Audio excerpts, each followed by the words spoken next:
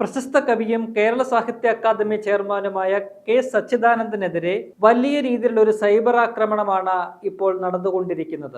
അദ്ദേഹത്തിനെതിരായ വിമർശനങ്ങളിൽ CPM-ന്റെ പ്രമുഖ നേതാക്കൾ മുതൽ സൈബർ അണികൾ വരെ ഉള്ളവരുണ്ട് എന്നതാണ് ഏറെ പ്രധാനപ്പെട്ട ഒരു കാര്യം. എന്തിനാണ് കെ സച്ചിദാനന്ദനെ ഇപ്പോൾ ഇങ്ങനെ CPM-ന്റെ നേതാക്കളും അണികളുമെല്ലാം ഒറ്റതിരിഞ്ഞ് ആക്രമിക്കുന്നത്?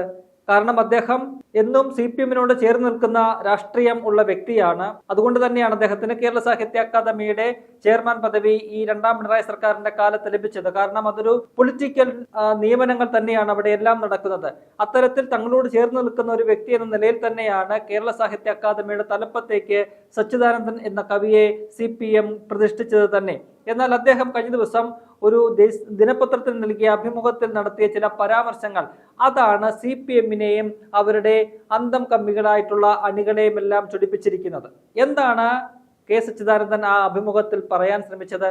അദ്ദേഹം പറഞ്ഞത് തുടർച്ചയായിട്ടുള്ള ഭരണം ഒരു രാഷ്ട്രീയ പാർട്ടി, ഏത് രാഷ്ട്രീയ പാർട്ടിയാണെങ്കിലും അവരെ അത് നാശത്തിലേക്ക് കൊണ്ടുപോകും, അവരെ ആ പാർട്ടിയുടെ ജീർണതയിലേക്ക് ആ കാര്യം കൊണ്ടുപോകും. തുടർച്ചയായിട്ടുള്ള ഭരണം അത് ദുരധികാരത്തിന്റെ ഒരു വഴിയായിട്ട് മാറും, അമിതാധികാര പ്രവണതയായിട്ട് അത് മാറും. അതുകൊണ്ട് ആ ഒരു തുടർച്ചയായിട്ടുള്ള ഭരണം അത് ജനാധിപത്യ വ്യവസ്ഥയിൽ മാറി മാറി വരുന്ന ഭരണമാണ് നല്ലത്. മാറി മാറി ഭരണം വരുന്നത് നമ്മളെ കൂടുതൽ ജാഗ്രതാക്കും എന്നാണ് അദ്ദേഹം പറഞ്ഞത്. അതിന് അദ്ദേഹം പശ്ചിമ ബംഗാളിലെ CPM-ന്റെ തുടർച്ചയായിട്ടുള്ള ഭരണം അത് ഏറ്റവും അവസാനം എങ്ങനെയാ പാർട്ടിയെ കൊണ്ടുപോയി എത്തിച്ചു എന്നതൊക്കെയുള്ള കാര്യങ്ങൾ ചൂണ്ടിക്കാട്ടി അദ്ദേഹം പറയുന്നുണ്ട്. എന്നിട്ട് തുടർച്ചയായിട്ട് 34 വർഷക്കാലം ബംഗാൾ അടക്കി ഭരിച്ച CPM 2011 ഭരണം നഷ്ടപ്പെട്ട ശേഷം പിന്നീട് നാമാവിശേഷമായി പോകുന്ന ഒരു കാഴ്ച നമ്മൾ കണ്ടു. അപ്പോൾ സച്ചിദാനന്ദൻ ആ അഭിമുഖത്തിൽ പറയുന്നത് തുടർച്ചയായിട്ടുള്ള ഭരണം ഒരു രാഷ്ട്രീയ പാർട്ടിയെ എങ്ങനെ ഇല്ലാതാക്കാം, വലിയ രീതിയിലുള്ള അഴിമതി, ഒപ്പം തന്നെ എല്ലാവരുടെയും തുടർച്ചയായിട്ടുള്ള ആക്രമണങ്ങൾ, അതൊക്കെ തന്നെ ഒരു രാഷ്ട്രീയ പാർട്ടിയെ എങ്ങനെ ഇല്ലാതാക്കാം എന്നുള്ള പാഠം നമുക്ക് ബംഗാളിലൂടെ മുന്നിലുണ്ട്. അതുകൊണ്ട് അത് ആവർത്തിക്കപ്പെടരുത്. കേരളത്തിന്റെ രാഷ്ട്രീയ പശ്ചാത്തലത്തിൽ ഇടതുപക്ഷ പാർട്ടികൾ CPM പോലെയുള്ള കമ്മ്യൂണിസ്റ്റ് പാർട്ടികളെല്ലാം നിലനിൽക്കേണ്ട സാഹചര്യമുണ്ട്, ആവശ്യകതയുണ്ട്. അതുകൊണ്ട് അവർക്ക് തുടർ ഭരണം ഇനി കൊടുക്കരുത്. കാരണം കഴിഞ്ഞ 10 വർഷത്തെ ഭരണം അവരെ വല്ലാണ്ട് മത്ത് പിടിപ്പിച്ചിരിക്കുകയാണ്. അധികാരത്തിന്റെ മത്ത് പിടിച്ച് അവർ ചെയ്യുന്നത് എന്താണെന്ന് അവർക്ക് പോലും അറിയാൻ പറ്റാത്ത രീതിയിലേക്ക് കാര്യങ്ങൾ മാറിയിരിക്കുന്നു. ആ അർത്ഥത്തിലാണ് അദ്ദേഹം പറയുന്നത് ഇനി ഒരു തുടർഭരണം അവർക്ക് കൊടുക്കരുത്, തുടർഭരണം അത് കേരളത്തിന് നല്ലതാകില്ല എന്നതാണ് അദ്ദേഹം പറയാൻ ശ്രമിച്ചത്. അങ്ങനെയാണ് അദ്ദേഹം പറഞ്ഞത്.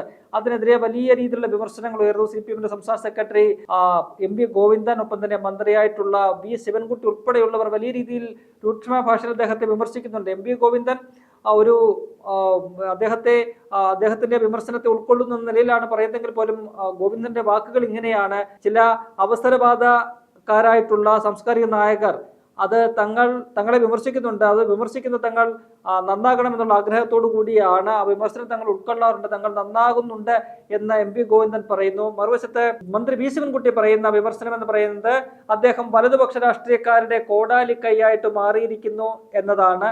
ഒപ്പം തന്നെ ചൂണ്ടിക്കാട്ടുന്ന ഒരു പ്രധാനപ്പെട്ട കാര്യം, അദ്ദേഹം ഹോംവർക്ക് ചെയ്യാതെയും ഒപ്പം രാഷ്ട്രീയത്തിൽ ഇടപെടാതെയുമാണ് ഇത്തരത്തിലുള്ള വിമർശനങ്ങൾ നടത്തുന്നത് എന്നാണ്.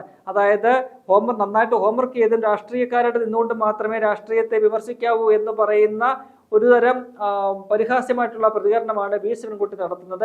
ഇതൊക്കെ ഏറ്റുപിടിച്ചുകൊണ്ടാണ് സൈബർ അണികൾ അദ്ദേഹത്തെ മ്ലേച്ഛമായ ഭാഷയിലൊക്കെ തന്നെ സൈബർ അറ്റാക്ക് നടത്തുന്നത്. കഴിഞ്ഞ 2 ദിവസമായിട്ട് അദ്ദേഹം വലിയ രീതിയിലുള്ള ഒരു സൈബർ ലിഞ്ചിങ്ങിന് വിധേയനായി കൊണ്ടിരിക്കുകയാണ്. ഇന്ന് കവിയായിട്ടുള്ള മുരുകൻ കാട്ടാക്കട, അദ്ദേഹവും ഈ പറയുന്ന പോലെ CPM-ആയിട്ട് അനുഭാവം പുലർത്തുന്ന അല്ലെങ്കിൽ CPM-കാരനായിട്ടുള്ള ഒരു വ്യക്തി കൂടിയാണ്. അദ്ദേഹവും ഇന്ന് സച്ചിദാനന്ദനെതിരെ വലിയ വിമർശനവുമായിട്ട് രംഗത്തെത്തുന്നു.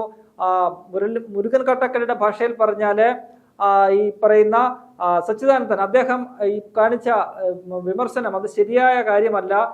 ഭരണകൂടത്തിന്റെ ആനുകൂല്യം പറ്റിക്കൊണ്ട് അവരെ വിമർശിക്കുന്ന ശരിയായ നടപടിയല്ല. പദവി രാജിവെച്ചിട്ട് വേണം അദ്ദേഹം വിമർശിക്കാൻ എന്നാണ് പറയുന്നത്. അതായത് ഭരണകൂടത്തിന്റെ എന്തെങ്കിലും ആനുകൂല്യം ഇത്തരത്തിലുള്ള സാംസ്കാരിക നായകർ പറ്റുന്നുണ്ട് എങ്കിൽ അവര് എന്ത് കൊള്ളരുതായ്മ കാണിച്ചാലും എന്ത് മോശം പ്രവൃത്തികൾ കാണിച്ചാലും മിണ്ടാൻ പോകരുത്, അനങ്ങാൻ പോകരുത്.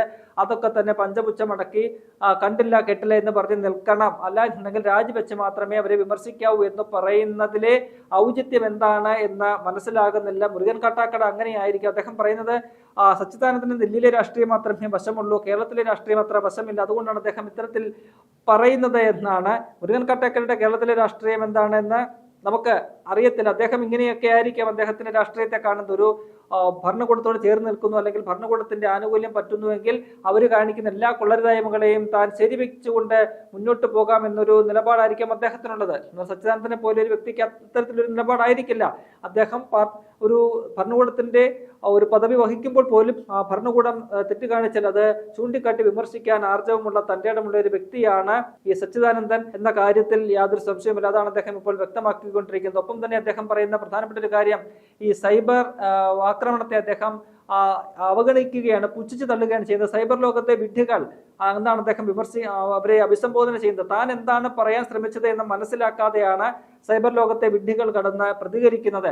താൻ പറഞ്ഞ നിലപാടിൽ തന്നെ ഉറച്ചു നിൽക്കുകയാണ്, അതിൽ യാതൊരു മാറ്റവുമില്ല. പക്ഷെ താൻ പറയാൻ ശ്രമിച്ചത് എന്താണ് എന്ന് ഇവർക്ക് മനസ്സിലായിട്ടില്ല എന്ന് കെ സച്ചിദാനന്ദൻ പറയുകയാണ്. അദ്ദേഹം തന്റെ നിലപാടിൽ ഉറച്ചു നിൽക്കുന്നു. ഒപ്പം തന്നെ സച്ചിദാനന്ദൻ ഇന്ന് ഫേസ്ബുക്കിൽ പോസ്റ്റ് ചെയ്ത ഒരു കുറിപ്പ്, അല്ലെങ്കിൽ അദ്ദേഹത്തിന്റെ പോസ്റ്റ്, അതിപ്പോൾ വലിയ ചർച്ചയെ മാറിക്കൊണ്ടിരിക്കുകയാണ്. അതിൽ അദ്ദേഹം പറയുന്നത് ഇപ്രകാരമാണ്: ജയിൽ കഥകൾ പുരോഗമിക്കുന്നു, 3 എണ്ണമായി, ചിലത് തീരെ ചെറുത്, എങ്ങോട്ട് പോകുന്നു എന്ന് നോക്കാം. ഒരു കഥാസമാഹാരം, ഒരു കവിതാ സമാഹാരം, ഒരു ലേഖന പ്രഭാഷണ സമാഹാരം, ഇത്ര ഉണ്ടായേക്കും കൊല ചെയ്യപ്പെട്ടില്ല എങ്കിൽ.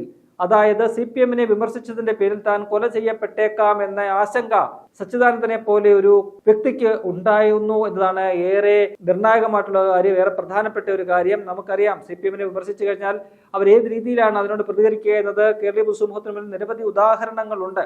അപ്പോൾ താൻ ഒരു പക്ഷേ ഇത്തരത്തിലൊരു പ്രതികരണം നടത്തിയതിന്റെ പേരിൽ കൊല ചെയ്യപ്പെട്ടേക്കാം എന്ന വലിയൊരു ആശങ്ക അദ്ദേഹത്തിനുണ്ട് എന്നത് കേരള രാഷ്ട്രീയത്തിന് തന്നെ അങ്ങേയറ്റം നാണക്കേടായിട്ടുള്ള ഒരു കാര്യമാണ്. എന്തായാലും പോസ്റ്റ്, അദ്ദേഹം അത് ആദ്യമിട്ട പോസ്റ്റ് പിന്നീട് ഒരുപക്ഷെ വിവാദമായതുകൊണ്ടാകാം അദ്ദേഹം പിന്നീട് അതിനകത്തൊരു ഭേദഗതി വരുത്തുന്നുണ്ട്. അദ്ദേഹം ഏറ്റവും അവസാനം പറഞ്ഞ ആദ്യ പോസ്റ്റിൽ അത് കൊല ചെയ്യപ്പെട്ടില്ല എങ്കിൽ എന്നാണ് അദ്ദേഹം പറയുന്നതെങ്കിൽ, രണ്ടാമത് അദ്ദേഹം അത് എഡിറ്റ് ചെയ്തിട്ട് അതിജീവിച്ചാൽ എന്ന് മാറ്റുന്നുണ്ട്.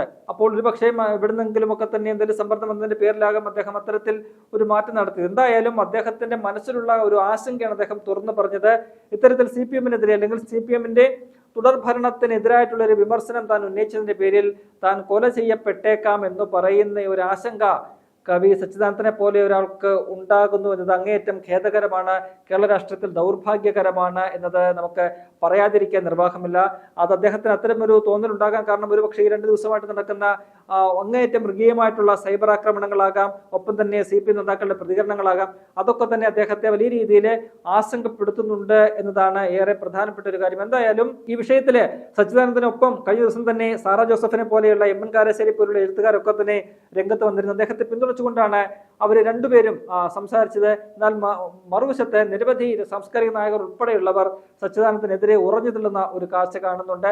അതിന്റെയൊക്കെ പിൻബലത്തിലാണ്, CPM-ന്റെ നേതാക്കളുടെ പ്രതികരണങ്ങളുടെയൊക്കെ പിൻബലത്തിലാണ് സൈബർ ഇടങ്ങളിൽ CPM-ന്റെ അണികൾ, അന്തം കമ്മികളായിട്ടുള്ള അണികൾ അദ്ദേഹത്തെ അങ്ങേയറ്റം മോശമായ രീതിയിൽ ചിത്രീകരിക്കുന്നത്, അപഹസിക്കുന്നത്, അധിക്ഷേപിക്കുന്നത് ഒക്കെ തന്നെ ആ പശ്ചാത്തലത്തിലാണ്. അത്തരത്തിലുള്ള നിരവധി പ്രതികരണങ്ങളും ഒക്കെ തന്നെ നമ്മൾ സോഷ്യൽ മീഡിയയിൽ കാണുന്നുണ്ട്.